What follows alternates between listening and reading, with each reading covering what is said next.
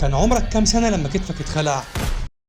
لو قلتلك انه حصل قبل ما تكمل 20 سنة فاحتمالية تكرار الخلع ده ممكن يوصل لقرب 100%.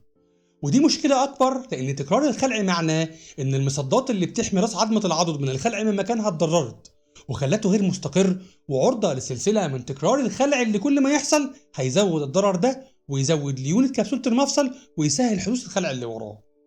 كتفك الغير مستقر ده هيقلب حياتك ويخليك مش عارف تعيشها بشكل طبيعي، سواء في حياتك الشخصية الاعتيادية أو حتى في شغلك أو لما تمارس الرياضة اللي بتحبها.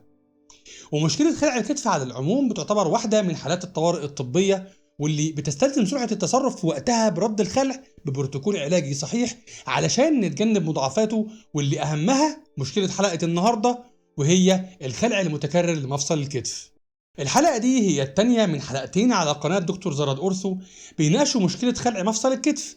الحلقة اللي فاتت اتكلمنا فيها في فصلين عن التركيب التشريحي لمفصل الكتف وميكانيكية ثباته وحركته، وعرفنا أسباب خلع المفصل وأنواعه كمرجع لأي حد عايز يفهم مشاكل الإصابات اللي في مفصل الكتف. هسيب لحضراتكم الرابط بتاعها في صندوق الوصف للي عايز يرجع لها في أي جزئية. أما الحلقة دي عندنا 4 فصول. الفصل الثالث هنتكلم فيه عن مضاعفات خلع مفصل الكتف ومنها مشكلة تكرار الخلع والإصابات المصاحبة لخلع المفصل بمختلف اتجاهاته. الفصل الرابع واللي هنعرف فيه تشخيص المشكلة وإزاي نفرق بين أنواع الخلع من كل النواحي وإزاي نحدد الإصابات المصاحبة لو موجودة. الفصل الخامس وده أكبر فصل في الحلقة واللي هنتكلم فيه عن بروتوكول علاج خلع مفصل الكتف من أول ما توصل الطوارئ لحد ما ترجع لممارسة نشاطك الاعتيادي مرة تانية. وهشرح امتى لازم نلجأ للتدخل الجراحي من أول توقيت التدخل ده لحد أهم الإرشادات المطلوبة منك بعد العملية. وفي آخر الفصل ده هنعرف أهمية ودور العلاج الطبيعي وإعادة التأهيل. وهنختم بالفصل السادس بالكلام عن طرق الوقاية لتجنب خلع مفصل الكتف من الأساس أو تكراره سواء كنت رياضي أو لأ. حلقة دسمة وطويلة نسبيا، لو مش عايز تشوف الحلقة كلها انزل تحت الفيديو في صندوق الوصف هتلاقيه متقسم لفصول، دوس على الجزء اللي انت عايز تفهمه وشغله. حياكم الله، أنا دكتور محمد عبد الله زرد استشاري جراحة العظام والمفاصل والعمود الفقري، بحييكم من قناة دكتور زرد أورثو وركزوا معايا.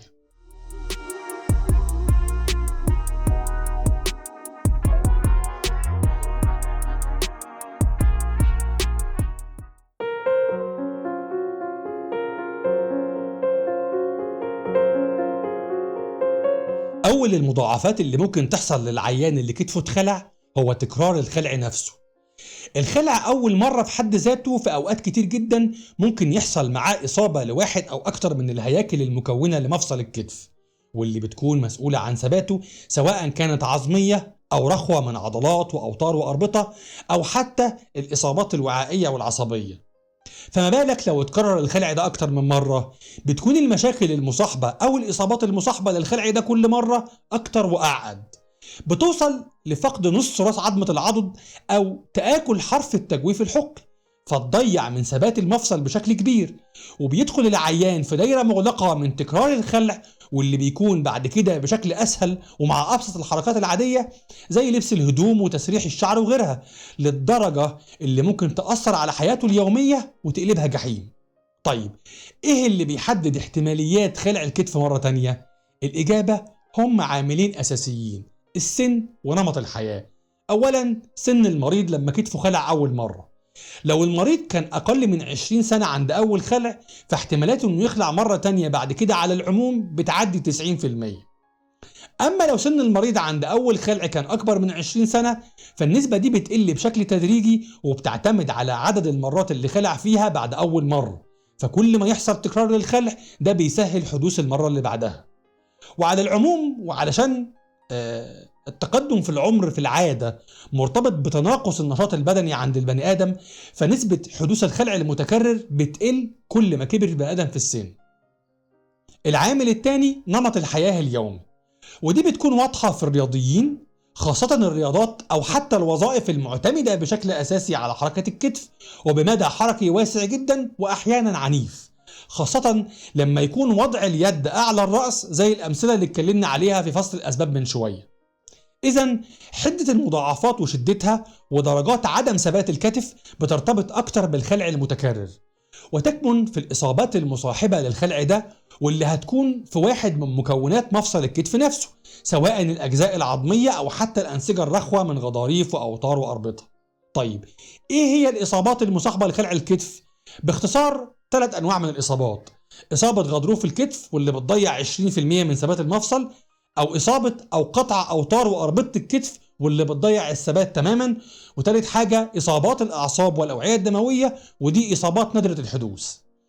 وعلشان نبسط الجزئية دي هنقسم المضاعفات على حسب اتجاه الخلع، وهنبدأ بالإصابات المصاحبة للخلع الأمامي للكتف. أولا إصابة بانكرت. الجزء المتضرر هنا هو الشفة الحقية، ودي المشكلة اللي اكتشفها جراح العظام الإنجليزي آرثر بانكرت سنة 1923 واتسمت باسمه. وبتشمل الإصابة دي ضرر بيحصل للشفة الحقية اللي هي الإطار الغضروفي المحيط بالتجويف الحقي. فاللي بيحصل إن رأس عظمة العضد وهي بتخلع لقدام مش بتخلع للأمام بشكل مباشر كده، بتتخلع في الأول لتحت وبعد كده بتفلص لقدام، فتعور الإطار الغضروفي الحقي ويحصل تمزق أمامي سفلي في الشفة الحقية وتنفصل عن الحافة الحقية، فدي بيسموها إصابة بانكرت. ولو في سكتها خبطت أو زنقت حرف التجويف الحقي العظمي وعورته، بتعمل إصابة بانكرت العظمية، واللي بدورها ممكن تعور المدورة الكبرى اللي خبطت فيها دي، وممكن كمان يقطع الرباط السفلي اللي هو جزء من الكبسولة زي ما هنشوف كمان شوية. وإصابة الشفة الحقية هي الأكثر شيوعا من الإصابات العظمية، بتمثل حوالي 95% من إصابة بانكرت، خاصة في المرضى اللي بتقل أعمارهم عن 30 سنة. المشكلة في الإصابة دي إن المركبات اللي بتحافظ على ثبات المفصل وبتعمل كمصد بيمنع خلعه من الأساس، المركبات دي اتعورت وخلت المفصل غير مستقر وقابل للخلع بشكل أسهل بكتير، وبالتالي عرضة للمزيد من الضرر. ثانيا إصابة هيل ساكس. الجزء المتضرر هنا هو رأس عظمة العضد، ودي المشكلة اللي اكتشفها أخصائيي الأشعة الأمريكيين من سان فرانسيسكو هارولد هيل وموريس ساكس سنة 1940 واتسمت باسمهم.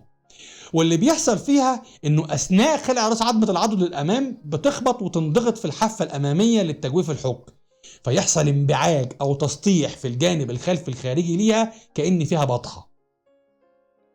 دي إصابة شائعة جدا، بتمثل نسبة بتعدي ال 50% من الإصابات المصاحبة لخلع الكتف الأمامي.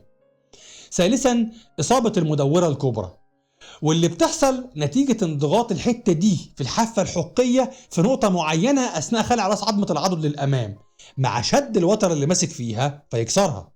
دي إصابة كبيرة بتمثل حوالي 10% من المرضى، خاصة اللي عندهم خلع أمامي للكتف وأعمارهم فوق ال 50 سنة. ودلوقتي هنتكلم عن الإصابات المصاحبة للخلع الخلفي للكتف. باختصار هي نفس فكرة الإصابات المصاحبة للخلع الأمامي بس بالعكس، بمعنى إصابة بانكرت العكسية واللي بتعمل إصابة للجزء الخلفي من الشفة الحقية، والنوع ده من الإصابات بيسبب ألم أكتر ما بيسبب عدم ثبات للمفصل. وفي عندي إصابة هيل ساكس العكسية، وفي عندي كسر المدورة الصغرى. وعموما أي نقص لأكتر من 25% من الشفة الحقية أو التجويف الحقي بيخلي الكتف غير مستقر وبيسهل خلعه، ومن ناحية تانية بيحتاج في إصلاحه لخطوات جراحية أكتر. وأخيرا في إصابات تانية مصاحبة لخلع الكتف على العموم، زي إصابات الأنسجة الطرية وإصابات الأعصاب والأوعية الدموية.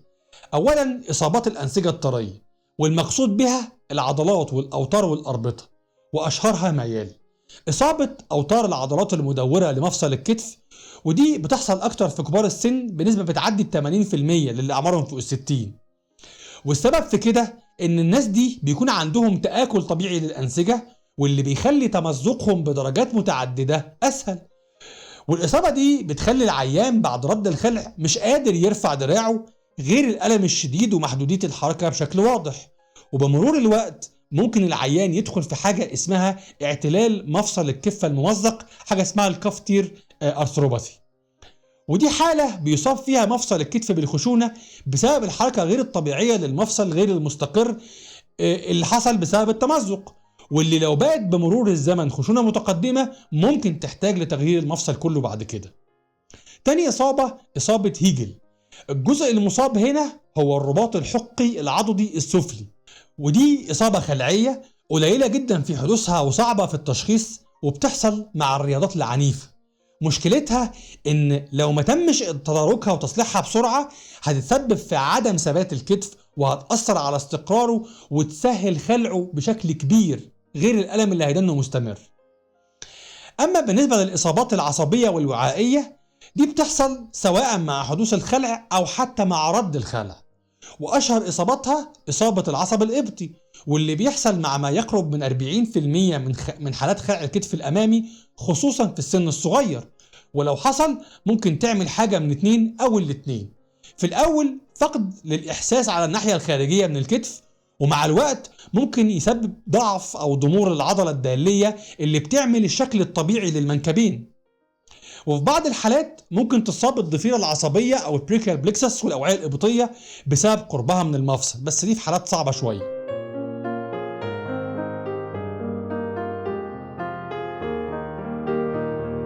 اللي كتفه مخلوع بيبان من شكله، كل حاجة بتقول إن كتفه اتخلع، وأي حاجة هنعملها علشان نأكد التشخيص لازم تتعاد تاني بعد رد الخلع. بيتم التشخيص بناء على التاريخ المرضي والفحص الإكلينيكي جنبا إلى جنب مع التصوير الإشعاعي. وهنبدأ كالعادة بالتشخيص الإكلينيكي، وبتكون في الأول بشكل العيان زي ما قلنا، وأخذ التاريخ المرضي من العيان عن الوقعة أو شكل الإصابة لو كان فايق. وبالنسبة لحكاية شكل العيان فدي حاجة مميزة، لأن كل شكل من أشكال الخلع بيكون العيان مثبت كتفه أو بالأصح مثبت دراعه في وضعية معينة، وأي محاولة لتغيير شكل الدراع أو تحريكه في اتجاه تاني بتكون صعبة ومؤلمة جدا وفيها مقاومة بتخلي من شبه المستحيل عليه إنه يعملها. فمثلا في الخلع الأمامي بيكون الدراع بعيد عن الجسم ولافف لبره، وبيظهر نتوء قمة الكتف بارز أكتر من المعتاد خاصة في الناس اللي جسمهم رفيع، وبتختفي الاستدارة الطبيعية لشكل الكتف، فبتحس إن الكتف بقى مسطح أكتر، حاجة اسمها علامة الشق أو علامة سالكس اللي هي سالكس ساين. فلما يفحصها الطبيب بيلاقي إن مكانها فاضي ويحس إن راس عظمة العضد قدام تحت التجويف الحقي. أما في الخلع الخلفي بيكون العيان مثبت الدراع المخلوع قريب من الجسم ولافف لجوه، وما يقدرش يعمل دوران للدراع ناحية بره. وبالنسبة لحكاية فقد الشكل الطبيعي لدوران الكتف في الحتة دي هي بتكون موجودة بس أقل من اللي ظاهرة في الخلع الأمامي، وتشخيص الشكل ده من الخلع بيكون أصعب من الخلع الأمامي. أما في الخلع السفلي فالعيان بيكون رافع دراعه المخلوع لفوق قوي، حاجة اسمها هايبر أبدكشن، وبيجي العيان حاطط ايده فوق راسه في زاوية ما بين 110 و 160 درجة شبه الوضعية بتاعة تمثال الحرية كده. ولازم نفرق بينه وبين الخلع السفلي غير المكتمل، لأن شكل الكتف فيه بيكون طبيعي بعكس الخلع الكامل ده. وبما اننا جبنا سيرة الخلع غير المكتمل فبالنسبة لعدم استقرار الكتف فالفحص بيختلف بحسب اتجاه عدم الاستقرار. لو الكتف غير مستقر في عدة اتجاهات هتلاقي مع الفحص زيادة في الدوران الخارجي للدراع بسبب ارتخاء الفصل الدوار. أما لو عدم الاستقرار ده للأمام فقط فبيتعرف بالفحص السريري، ولو عدم الاستقرار ده للخلف فقط فهنا المريض هيشتكي من الألم أكتر من شكواه من عدم استقرار المفصل، فبيزيد الألم عن طريق حجب الحركات بتاعة الدراع في الفحص وبيقل بالراحة. وآخر حاجة في الفحص الإكلينيكي هو الفحص العصبي، وزي ما قلنا بنعمله قبل الرد وبعد الرد. بالنسبة للأعصاب الحسية بنشوف لو في خضر أو تنميل سواء في الجانب الخارجي للكتف أو قريب من منطقة الإصابة زي الرقبة وأسفل للطرف العلوي والكلام ده كله. وبالنسبة للأعصاب الحركية بنفحص القوة العضلية للكتف والدراع. ونيجي بقى للفحوصات المساعدة، وهنا الكلام عن الأشعات التشخيصية واللي برضو بتتعمل قبل وبعد الرد، وأهميتها بتتلخص في نقطتين: تأكيد التشخيص وتقييم مدى الإصابة وحدوث المضاعفات. وهنبدأ بالأشعة العادية واللي بتكون في معظم الحالات كفاية جدا لتشخيص المشكلة نفسها والتأكد من حلها بعد رد الخلع. لازم الكتف المخلوع يتصور منظرين من 3 على الأقل. في المنظر الأمامي خلفي وهو أول منظر بيتعمل عند الشك في خلع الكتف، واللي بيبين مدى زحزحة راس عظمة العضد المخلوعة وتحديد مكانها خاصة في الخلع الأمامي للكتف، واللي في العادة بتكون تحت النتوء الغرابي للكتف، إلا إن ممكن تتحرك لمدى أكبر من كده زي ما قلنا. غير إن الوضع ده أكتر وضع بيبين لو حصل كسور زي كسر المدورة الكبرى أو إصابات بنكرة العظمية وغيرها. أما المنظر الجانبي الوضع الطبيعي فيه بتكون راس عظمة العضد متموضعة مع عظمة لوح الكتف في مركز حرف واي الإنجليزي، فلما يحصل خلع للكتف بتبعد عن المكان ده، وبيسهل علينا الدكاترة يعني تحديد اتجاه الخلع لقدام أو لورا.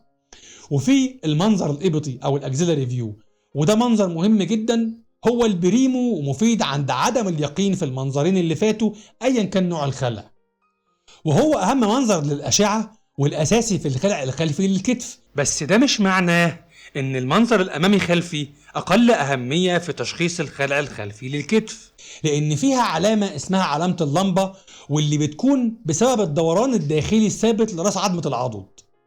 تاني نوع من الأشعات التشخيصية هي أشعة الرنين المغناطيسي، ودي بتخدمنا في معرفة بعض الإصابات المصاحبة لخلع مفصل الكتف، خاصة إصابات الأنسجة الطرية وبعض الكسور الدقيقة، زي إصابة هيجل وإصابة بانكرت وإصابة أوتار الكفة المدورة لمفصل الكتف. غير إنها مهمة لتحديد وتحضير الإجراء الجراحي المحتمل، خاصة في حالات عدم ثبات مفصل الكتف وحالات الخلع المتكرر.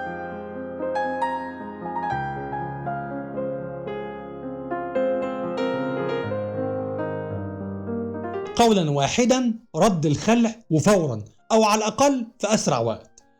وسبب أفضلية السرعة في الرد إن الخلع على العموم بيعتبر حالة من حالات الطوارئ، ومن ناحية تانية علشان نتجنب تشنج العضلات اللي هيحصل كرد فعل من الجسم لمحاولة إرجاع العضلات لوضعها الطبيعي.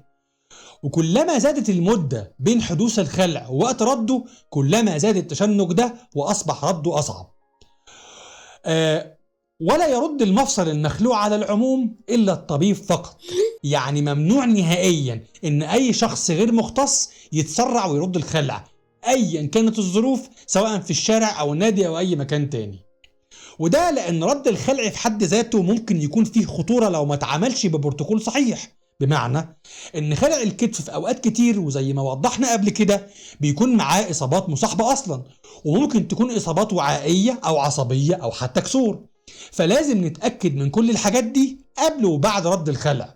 وده سبب اللي قلنا عليه قبل كده في الأشعات إننا بنعملها هي كمان قبل وبعد الرد. غير إن مع عدم الخبرة وعدم تقدير الشخص غير الخبير بالألم، ممكن العيان يدخل في صدمة عصبية من الألم، ودي مشكلة خطيرة. ولو العيان بعيد عن المستشفى أو منتظر إسعاف لنقله، ممكن ينام على أي سرير ويدلدل دراعه للأسفل لمدة دقايق. على فكرة المفصل ممكن كده يترد لوحده، أو حتى لو ما تردش بيكسب إن هو أجهد العضلات المشدودة دي ويطولها، فيسهل رده بعد كده في المستشفى. بعد كده بيتوجه لقسم الطوارئ في أقرب مستشفى بأسرع وقت ممكن. وفي الطوارئ بقى بيتم عمل أشعة عادية للمريض لتأكيد التشخيص، وإن الخلع كامل مش جزئي، خاصة في بعض حالات الخلع المتكرر، ومعرفة وجود أي كسور مصاحبة من عدمه. والطبيب هيفحص مدى تأثر الأعصاب والأوعية الدموية للطرف المخلوع، وبعد كده يبدأ رد الخلع. ورد الخلع في العادة بيكون رد مغلق، يعني من غير تدخل جراحي، والطريقة اللي بينفذ بيها بيرجع لتقييم الطبيب نفسه على حسب اتجاه الخلع والإصابة اللي معاه لو موجودة. لو بنية العيان العضلية ضعيفة أو عضلاته مش متشنجة قوي أو مش مشدودة بشكل كبير، بيكون الرد غالبا من غير أي مرخيات أو علاجات. أما لو كانت بنيته العضلية عافية قوية أو عضلاته مشدودة بزيادة، فده بيخلي الاستعانة بمرخيات أو مهدئات بسيطة أمر لا مفر منه، يعني تخدير يعني. والمبدأ العام لرد الخلع هو تدوير راس عظمة العضد عكس اتجاه خلعه، علشان نخرجها من الجانب اللي خلعت منه من التجويف الحقي فيرجع لمكانه تاني. واحيانا بيحتاج الدكتور انه يضغط على عظمة لوح الكتف في الاتجاه المعاكس علشان يدور التجويف الحقي في اتجاه راس عظمة العضد المخلوعة، مع بعض شد على الدراع عشان يرهق تشنج العضلات المشدودة ويتجنب حدوث كسر اضافي اثناء الرد نفسه، خاصة مع المرضى الرياضيين. وكل نوع من انواع الخلع له طريقه او اكتر لرده. فمثلا في الخلع الامامي في طرق كتير لرده، بس اشهر 3 طرق حاليا هما طريقه الشد المعاكس، ودي العيان بينام وبتتلف ملايه تحت ابطه وتعدي على صدر العيان ويمسكها مساعد الطبيب عشان يثبت الجذع بتاع المريض بالشد، ويمسك الطبيب المعالج الدراع المصابه من بايده كده من فوق الرزغ واسفل العضد ويشده بلطف وبشكل تدريجي في زاويه 45 مع الجذع. الطريقه الثانيه طريقه اسمها طريقه كوخر، ودي طريقه محتاجه حذر شديد، بتتعمل والمريض صاحي وقاعد على كرسي، بنعمل فيها اللي قلناه في المبدأ العام لرد خلع الكتف بتدوير راس عظمة العضد خارجيا مع تاني الكتف للأمام علشان نخرجها من الجانب السفلي للتجويف الحقي. ولازم العيان يرخي عضلاته على قد ما يقدر ويطوع الطبيب في تعليماته ويمشي معاه واحدة واحدة. آخر طريقة هنتكلم عليها اسمها طريقة البراش، وهي الأكثر انتشارا حاليا وبتحقق نفس الهدف، بس مشاكلها ومضاعفاتها أقل بكتير من الطريقتين اللي فاتوا. بتتعمل في أي وضع للمريض وبتحقق الهدف العام لرد الخلع. أما الخلع السفلي وده زي ما قلنا خلع نادر، بيكون فيها راس عظمة العضد متعلقة تحت حافة التجويف الحقي والعيان معلق ايده لفوق على راسه. بيترد بسحب الدراع للأعلى بقوة مع تحريك راس عظمة العضد للأمام علشان نحرر المدورة الكبرى من حافة التجويف الحقي، وبعد كده بنضغط على راس عظمة العضد للأعلى مع تنزيل الدراع لتحت. وبنعرف ان الخلع تم رده لما يحصل 3 حاجات. الأولى، نسمع أو نحس بطقة أو فرقعة في آخر عملية الرد مع إحساس المريض براحة جامدة. التانية، تحريك الكتف حركة دائرية كاملة بواسطة الطبيب المعالج. التالتة، إن العيان يعرف يلمس الكتف السليم بإيده. بعد كده بيتحط الذراع في حامل الذراع، بيكون حامل كلاسيكي ما عدا في الخلع الخلفي بيكون له حامل ذراع مختلف شوية، ومدة التثبيت بحامل الذراع مختلف فيها بين العلماء، ولكن التقدير الأشهر بيعتمد على سن العيان. بمعنى لو العيان أقل من 40 سنة بيستمر حامل الذراع لمدة ما بين 3 ل 6 أسابيع. لو العيان أكبر من 40 سنة بيقعد من أسبوع لأسبوعين. لو في كسر مع الخلع بيستمر حامل الذراع أكتر من 6 أسابيع. الهدف من حامل الذراع بعد رد الخلع أو حتى بعد عمليات إصلاح مشاكل الكتف حاجتين أساسيتين. الأولى إنه بيخلي الدراع ثابت، وده بيعمل حاجتين: بيحافظ على الأنسجة في مكانها فيديها فرصة للالتئام. التانية إنه بيحمي الكتف من الخلع مرة تانية، وده لأن الأربطة والأوتار اللي بيمنعوا الكتف من الخلع بيكونوا لسه متضررين. والحاجة التانية من فوائده إن هو بيقلل الألم. وبيوصف الطبيب المعالج للمريض بعض الأدوية اللي بتقلل الالتهابات والتورم وشد العضلات، مع توصية بعمل العلاج الطبيعي لمدة من 4 ل 6 أسابيع مع المتابعة المستمرة والمنتظمة مع الدكتور المعالج حتى تمام الشفاء. ووقت التعافي بعد رد الخلع بيعتمد على 5 حاجات أساسية. الأولى عمر المريض، الثانية صحته العامة، الثالثة شدة الإصابة ووجود إصابات قديمة للكتف من عدمه، الرابعة مدى التزام المريض بتعليمات التأهيل سواء من الطبيب المعالج أو من أخصائي العلاج الطبيعي، والخامسة نوع النشاط البدني اللي بيمارسه العيان سواء في نمط حياته العادية وطبيعة عمله أو في ممارسته للرياضة. وبالنسبة للرياضة مفيش عودة للرياضة والأنشطة البدنية اليومية إلا بعد مدة من 3 ل 6 شهور، واللي بيحددها بشكل دقيق الدكتور المعالج نفسه. أما الخلع المتكرر فده حاجة تانية، لأن تكرار الخلع معناه إن المصدات اللي بتحمي راس عظمة العضد من الخلع من مكانها اتضررت، بمعنى إنه حصل إصابات مصاحبة للخلع، وهنا بيكون العلاج التحفظي مش قادر يحافظ على ثبات المفصل، وكل ما تزيد عدد مرات الخلع معناه المزيد من الضرر، وبتحصل إصابة جديدة في أنسجة المفصل وبتزيد الليونة في كبسولته وبتخلي الخلع اللي بعده أسهل، لدرجة إن أي حركة ممكن تكون عادية في نمط حياة العيان اليومية زي إنه يسرح شعره أو يغير هدومه وغيرها من الحاجات دي، الحركات دي ممكن تخلع مفصل الكتف بسهولة. وعند مرحلة معينة ممكن ما يكونش التدخل بالمنظار الجراحي لوحده كفاية كمان، واحتاج أعمل جرح كبير وترقيع عظمي، وبالتالي بتزيد خطوات العملية وتعقيدها. وبالتالي أهمية التدخل الجراحي بعد الخلع المتكرر خاصة في السن الصغير هو وقف سلسلة الخلع دي. علشان كده في دكاترة بتفضل تخش من بعد الخلع الأولاني كمان. وعند التدخل الجراحي لازم نعرف ونحدد 4 نقط. الأولى، هل الخلع كامل ولا جزئي؟ الثانية، اتجاه الخلع ايه؟ امامي ولا خلفي ولا سفلي؟ الثالثة، ايه هو سبب الخلع؟ هل بسبب اصابة ولا من غير اصابة؟ لان التدخل هيختلف. الرابعة، هل الخلع ارادي ولا لا ارادي؟ ارادي بمعنى ان العيان بيخلع كتفه ويرجعه بنفسه، وده معناه ان الكتف دلوقتي بقى غير مستقر تماما وممكن يخلع في اي اتجاه. اما اللا ارادي يعني الكتف بيخلع غصب عنه بس بيكون في اتجاه واحد. طيب امتى بتكون العملية الجراحية ضرورية؟ القرار ده بيعتمد بصورة كبيرة على 4 عناصر: سن العيان، عدد مرات تكرار الخلع، واللي بيعتبر مؤشر على عدم استقرار المفصل، مدى سهولة هذا الخلع ونتيجة التصوير الإشعاعي والإصابات المصاحبة، سواء كانت إصابات عظمية أو في الأنسجة الطرية من غضاريف وأوتار وأربطة أو في الاتنين. والعمليات الجراحية هنا لها شكلين: المنظار الجراحي والجراحة المفتوحة.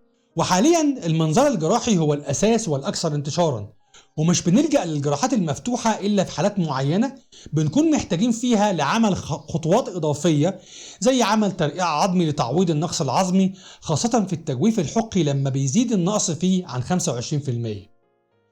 ومنظار الكتف هو عملية بسيطة بتتم من خلال فتحات صغيرة ما بتزيدش عن 3 أو 4 فتحات، والواحدة فيهم مش بتزيد عن 1 سنتي.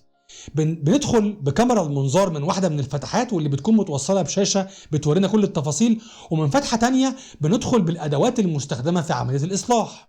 طيب إيه هي مميزات المنظار؟ خد عندك. بتعتبر عملية تدخل محدود وجرحها صغير، قللت المضاعفات كتير بالمقارنة بالعمليات المفتوحة، مضاعفات زي التهاب الجرح والتليفات والألم.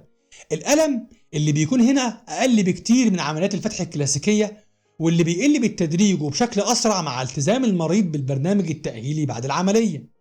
غير إنها سهلت إعادة تأهيل المفصل بعد العملية، وبالتالي سرعت من معدل رجوع العيان لحياته اليومية الاعتيادية. وبنستخدم في معظم عمليات منظار الكتف خطاطيف، والخطاف عبارة عن مسمار مصنوع من مواد معينة له أكتر من نوع، بيدخل في العظم وبيدي قاعدة ارتكاز للتثبيت. طالع منه خيطين، واحد منهم بنلفها على الجزء اللي عايزين نثبته أو نصلحه، والتانية بنعقدها مع الأولى. والخيط نفسه بيكون مصنوع من مادة قوية جدا تقدر تشيل أوزان كبيرة. وقبل العمليات ايا كان نوعها بنحتاج نتاكد ان العضلات قويه كفايه، لان التعامل مع العضلات واوتارها في العمليات ممكن يفقدها قرب ال 40% من قوتها، خاصه في العمليات اللي فيها فتح وجرح كبير. حتى مع المناظير بعد العمليه هتكون في فتره عدم حركه لمفصل الكتف، واللي هتفقد فيها العضلات جزء من قوتها. فبنبعت العيان في حالات كتير يعمل علاج طبيعي الاول علشان نسرع ونسهل الالتئام بعد الجراحات دي. وهنتكلم عن بعض طرق معالجة الإصابات المصاحبة لخلع الكتف باختصار شديد. أولاً، إصلاح إصابة بانكرت. الهدف منها إصلاح الحلقة الغضروفية أو الشفة الحقية. تبدأ العملية دي بتنظيف وتجهيز المنطقة اللي انفصلت عنها الشفة الحقية. بعد كده بيتم حفر أكتر من ثقب، في العادة بيكونوا 3 علشان نحط فيهم الخطاطيف. بنثبت الخطاف الأول في الحفرة السفلية، وبعدين بنمرر الخيط بتاعها حوالين الشفة الحقية ونربطه، وبعد كده بنكرر التسلسل دوت بنفس الطريقة مع باقي الخطاطيف. وبمجرد ربط خيط الخطاف الأخير بنكون كده رجعنا الشفة المفصلية لمكانها، وبنرجع تأثير الشفط اللي اتكلمنا عليه في أول الحلقة فيرجع المفصل مظبوط. ثانيا، عملية إصلاح لاتارجي. الهدف منها ببساطة عمل ترقيع عظمي لتعويض النقص العظمي في التجويف الحقي لما يزيد النقص فيه عن 25% بسبب الخلع المتكرر. حتى برضو في المشاكل بتاعة راس عظمة العضد، فتكون النتيجة ان نمنع راس عظمة العضد انها تخرج من مكانها عن طريق ملء النقص دوت بوضع عظمة قدام المفصل. وتبدأ العملية دي بقطع جزء عظمي من النتوء الغرابي اللي اتكلمنا عليه في فصل التشريح، ويقطع جزء منه علشان يبين جزء حي من العظم يساعده بعد كده على الالتئام. والجزء ده بالوتر اللي ماسك فيه بيسد بيه الجزء الناقص من العظم ويثبته فيه بمسامير، فيلحم مع الحق العظمي ويعمل كمصد عظمي بيمنع خلع الكتف بعد كده. ولو في حفرة وانبعاج في راس عظمة العضد، خاصة لو كانت مساحتها كبيرة يعني برضو أكتر من 25%، هنا بنلجأ لعملية اسمها ريمبليساج. وفكرتها إن الجراح بيشد على الكبسولة علشان يزود من ثبات المفصل ويمنع الجزء المفقود من إنه يكون نقطة ضعف يمنع بيها خلع المفصل تاني، فيملاها بالنسيج اللي حواليها ويحط خطاف في راس عظمة العضد، وبعدها يخيط الكبسولة الخلفية ووتر العضلة تحت الشوكية في مكان الإصابة اللي في راس عظمة العضد، وبعد كده يتأكد من ثبات الكتف كويس. العملية دي بتدي ثبات أكتر من العمليات اللي قبلها، بس اللي بيحدد الأنسب لكل مريض هو الطبيب المعالج ذاته. ثالثا، عملية إصلاح هيل ساكس العكسي، عملية ماجلوكلاند. لو الخلع حصل في خلال آخر 6 شهور والإصابة في راس عظمة العضد أقل من 40%، بنعمل رد مفتوح للخلع وننقل العضلة تحت الكتفية لمكان الإصابة ونثبتها بخطاف. رابعا وأخيرا علاج عدم استقرار الكتف، وهنتكلم عن علاج عدم الاستقرار متعدد الاتجاهات. لو فشل العلاج الطبيعي في علاجها بنعمل عملية لنقل الكبسولة السفلية، عملية اسمها تحريك الكبسولة السفلية أو الكبسولار شيفت، انفيرو كابسولار شيفت. ونسبة نجاح عمليات الخلع المتكرر للكتف بتعتمد على عاملين أساسيين: عدد مرات تكرار الخلع، وتأثر المدى الحركي للكتف بعد العملية. واللي ممكن يحسن نسبة النجاح دي 3 حاجات أساسية: اختيار العملية المناسبة، التزام المريض بالتعليمات والتمارين بعد العملية واللي هنتكلم عليها باختصار كمان ثواني، تجنب حدوث إصابة جديدة للكتف خاصة في أول 3 شهور بعد العملية. ودلوقتي هنتكلم عن أهم النصايح والإرشادات بعد عملية منظار الكتف. أكتر عرضين بيحس بيهم العيان بعد عمليات الكتف هما الورم والألم. بالنسبة للورم ده بيكون عادي بسبب السوائل اللي بتستخدم في العملية، وده عرض هيختفي بالتدريج لما يمتصها الجسم، وممكن في البداية نستخدم كمادات تلج. أما الألم فده بنسيطر عليه بالعلاج والالتزام بلبس حامل الذراع المناسب. بالنسبة للأدوية بتكون بأدوية زي المسكن أو مضاد الالتهاب يعني، مع بسط للعضلات وبعض العلاجات الأخرى.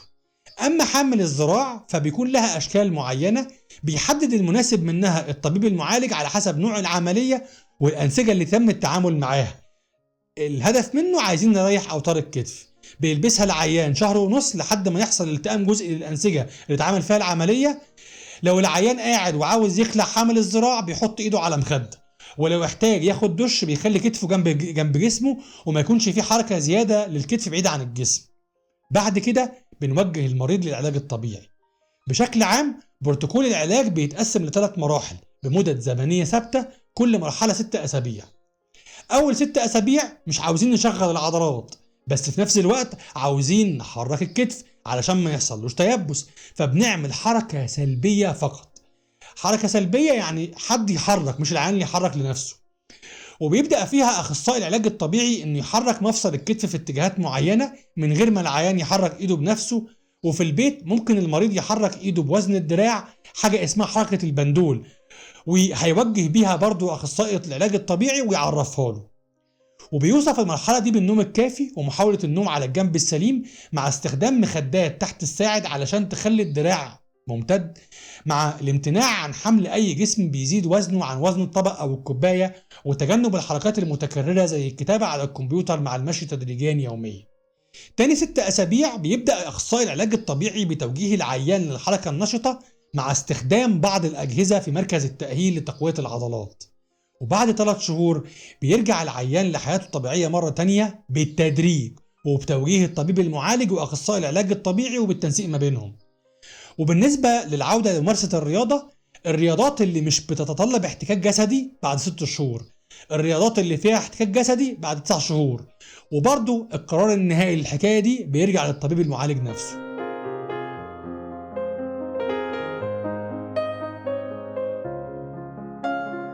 كلمة السر: حافظ على قوة عضلاتك. وهبدأ من أول السطر. لو عاوز ابنك أو بنتك يمارس رياضة معينة يفضل مراجعة طبيب العظام لتقييم كتلته العضلية وبنية جسمه وتقدير الرياضة الأنسب له لممارستها قبل بدء الرياضة دي. وبالمناسبة معظم النوادي دلوقتي بتشترط الخطوة دي فعلا قبل انضمام أي طفل فيها لممارسة أي رياضة، وبعض النوادي الكبيرة بيكون عندهم فعلا طبيب عظام للدور ده. مثلا لو شاب طوله 165 سم صعب قوي توجهه علشان يلعب كرة سلة مثلا، مش هتكون اصلا مناسبة ليه، انما لو طوله 185 سم هتكون مناسبة ليه، وهكذا. فبالتالي اختيار الرياضة المناسبة لإمكانيات الجسم مهمة جدا علشان يستفيد الجسم من ممارسة الرياضة ويقلل كمان من خطر الإصابات. وبالنسبة للرياضيين في شوية نصايح مهمة. أولا ضرورة عمل تمارين الإحماء من ربع ساعة لنص ساعة قبل ممارسة أي رياضة. ثانيا ضرورة الحفاظ على قوة العضلات بالتمارين المنتظمة. ثالثا الالتزام بتعليمات السلامة والوقاية من الإصابات مع لبس الحاجات الواقية لكل رياضة، مع عدم التحميل الزائد على المفصل خاصة في الرياضات العنيفة والتقيلة، وتعلم إزاي تقع صح. رابعا الاهتمام بالتغذية السليمة ومتابعة نسب المعادن والفيتامينات بشكل دوري. خامسا الاهتمام بالكشف الطبي عند حدوث أي أعراض تحد من حركة الكتف والعلاج المبكر للمشاكل. ولو كتفك خلع قبل كده خد بالك من اللي جاي ده. تجنب الوضع ده في المواصلات، امسك اي حاجه في مستوى يكون في دراعك لتحت علشان ما يحصلش زي اللي حصل في الفيديو اللي في اول الحلقه. لو بتمارس السباحه حاول ما تعومش لوحدك، خاصه لو كتفك خلع في الميه قبل كده، لانك ممكن تعرض نفسك للغرق لا قدر الله. الالتزام بالتمارين العلاجيه وتبقى روتين في حياتك. وفي الجيم خلي بالك وانت بتلعب بالبنش بريس سواء قاعد او نايم، العب بوزن متوسط ليك وما تجيبش كتفك للاخر، وده علشان ما تعملش اطاله للكبسوله الاماميه. لهنا بنكون وصلنا لنهايه الحلقه، تشرفت بمتابعتكم، في امان الله.